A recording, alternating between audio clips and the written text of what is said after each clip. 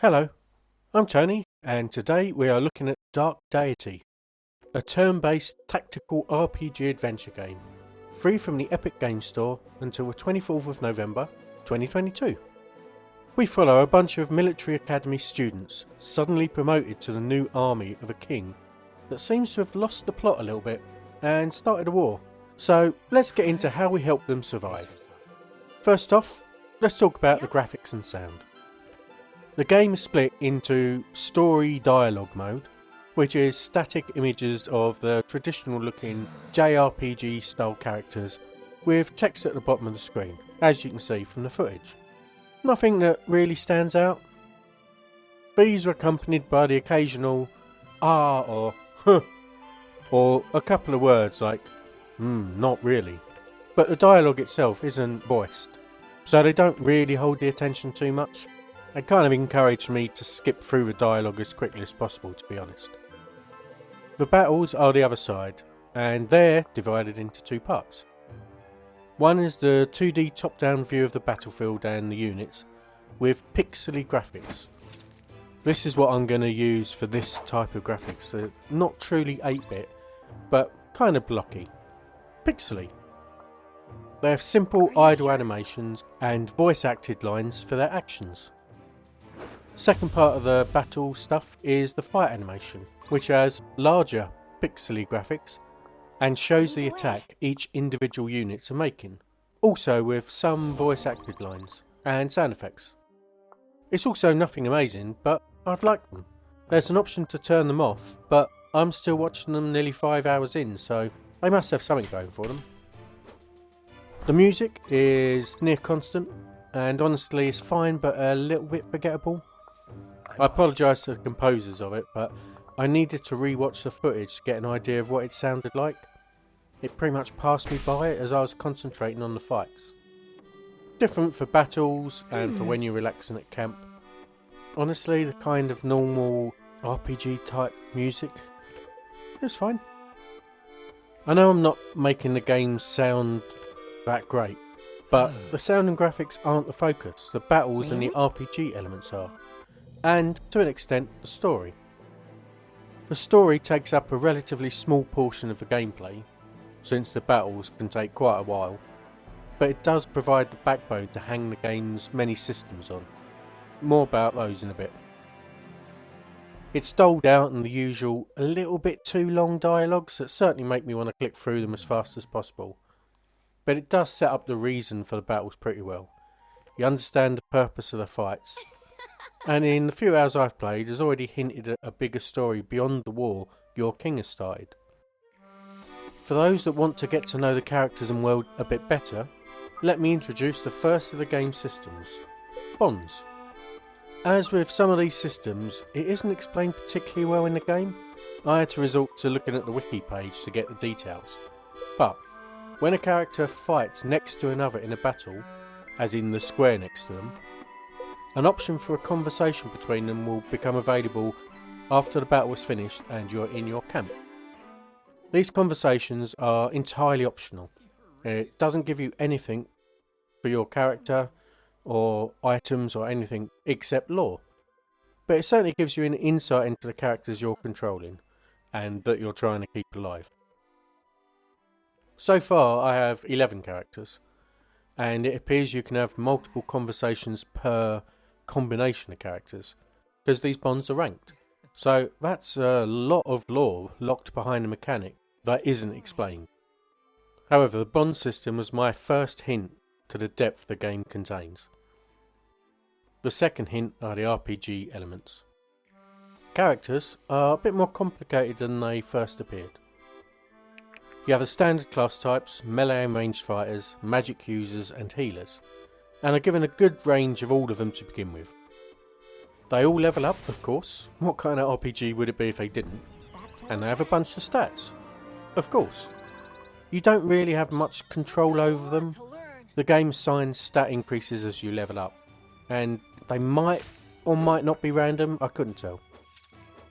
You get XP for each battle interaction, but a bunch more if you finish off a foe. So in my game, some of the stronger frontline characters were levelling up a lot faster than the healers. This is something to manage on the battlefield, if you want them all to level up at roughly the same time. Give the finishing blow to whoever you want to have the most XP. Further in the RPG elements, each character has 4 weapons, all with different damage types, all of which do different damage according to the enemy's armour type. Again, I'm getting this from the wiki, not from the game. I didn't dive into this too much during my playthrough, though I expect I might need to in future, when the fights get more difficult. I'm on medium difficulty game.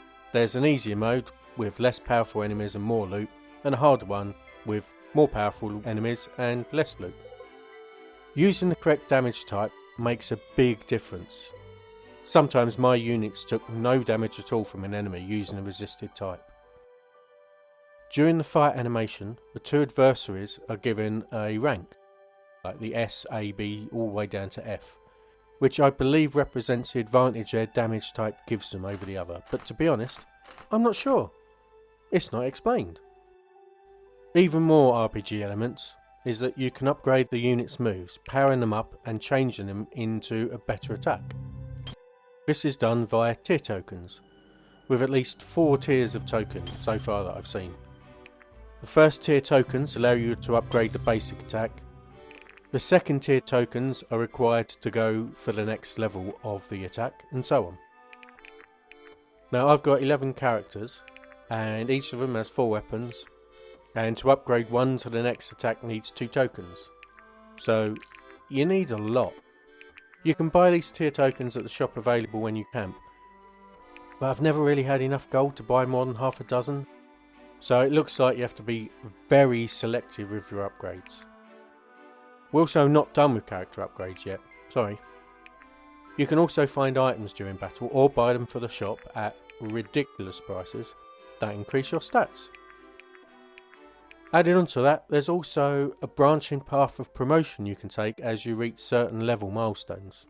Level 10 was the first stage that happened for me, where you specialise your class. Fortunately, these are explained in the game. You can really customise your characters a lot. It feels like I'll need a playthrough to figure out what works, so I can then do another one and do it better. Hopefully that sounds promising. And you're asking, what are the fights like? You might be, I can't hear you. Well, the fights are really fun actually. There's a fairly forgiving system of movement and then being able to look at the action options before you commit to them.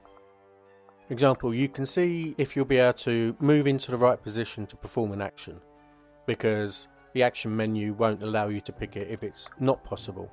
And if it's not, you can just escape back to the original position if you change your mind. There are no move queues or action orders.